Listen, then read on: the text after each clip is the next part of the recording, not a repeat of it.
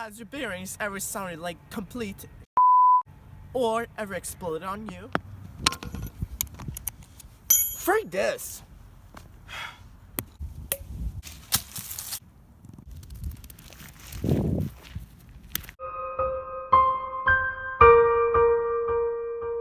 Also, were you ever at the skate park trying to take out your bars, but you've looked like a complete noob since your bars were literally stuck in your SCS or on your fork?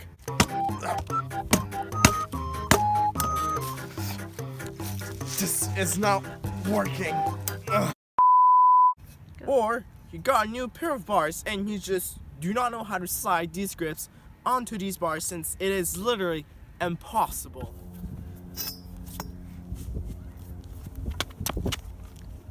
6.5 hours later. Freak this. To finish it off, has your axle ever broke on you at the skate park and you do not know how to fix it? You have another axle, but guess what? It's too big for you and your local scooter shop's 3 hours away. What do? I'm better.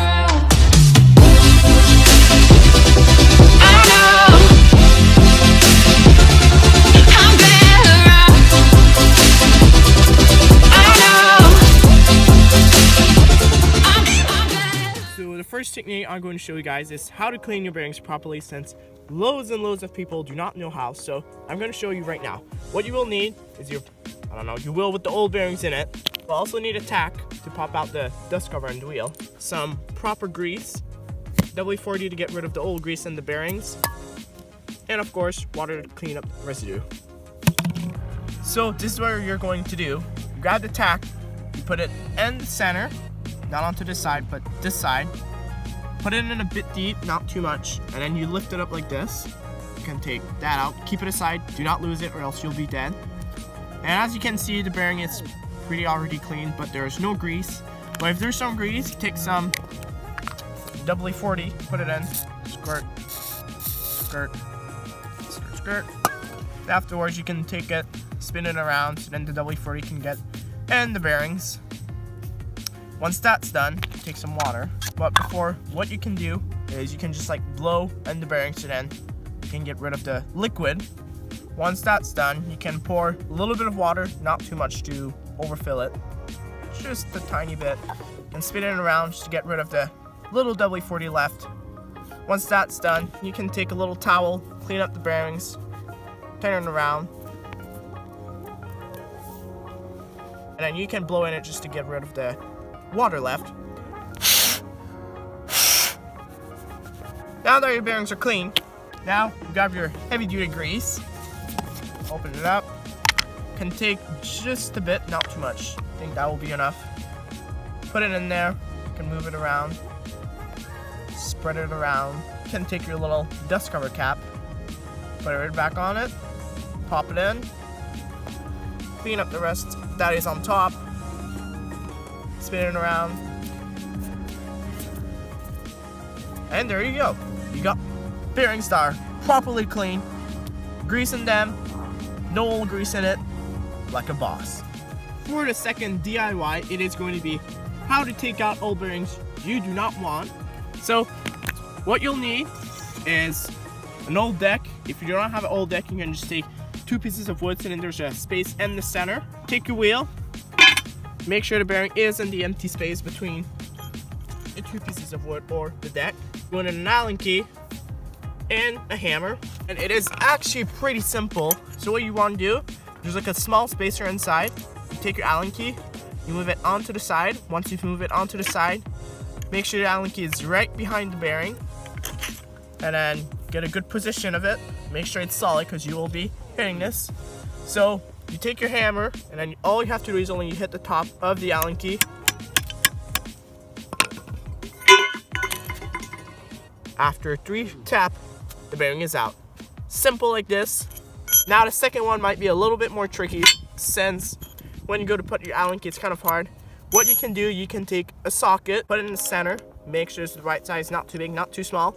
Take your hammer. There you go. You got the other bearing out and no bearings left. You want to put them back in. You take your bearing, put it in the center. Make sure it's not too much crooked. And if it's not too much complicated, you can just push it with your hand or flip it around. There you go, it's in. But if it's more complicated, flip your wheel around, take a towel, put it on top so you do not damage the wheel. Hammer it in. Girder bearing will be in. Now you take back the spacer, make sure it's well positioned in. Take the other bearing, put it in. Now push it a bit in so then it doesn't move around when you're going to hammer it. Take your towel, put it on top, hammer it in. Oh, got some tissue left in there. And the other bearing is in. Simple like that. If it's more complicated, something to make it more easy, take like a smaller Allen key. Since this one's a bit long, you can just take it short like this. Then you put it in, you move the spacer in the middle, and then what you want to do, you can just like give it like loads and loads, a few little taps, and afterwards just give it one big tap and the bearing should pop out. Now, next, DIY. Next technique is how to take out your bars like a boss when they are jammed. So this is actually a lot more simple. All you need is the right size Allen key to make those bolts loose, and a coin or something flat like this, so then it fits between your clamp. Now what you want to do to start off is just make your bolt loose.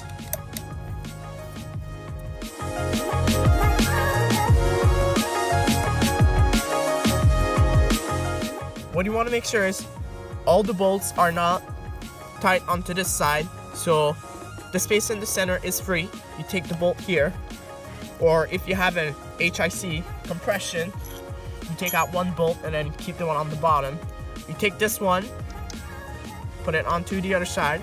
Now you might have a little hard time putting it in since that's not really the normal way you screw it in, but once you got it in, take your coin, or for me it's this, put it into the center, and then you hold it there. Take your Allen key.